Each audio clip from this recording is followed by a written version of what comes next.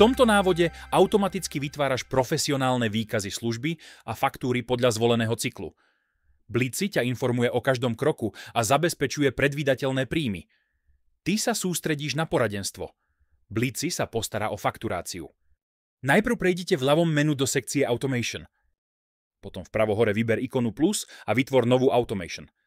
Následne vyber projekt, pre ktorý chceš nastaviť automatickú fakturáciu. Stačí vybrať. Potom nastav cyklus, mesačný alebo týždenný. V časti spustenie určíš, koľko dní po skončení cyklu sa má Automation vykonať.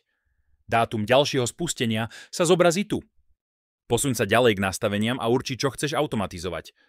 Pri výkazoch služby nastavíš, kto ich má dostať, po koľkých dňoch sú splatné a či ich chceš podpísať.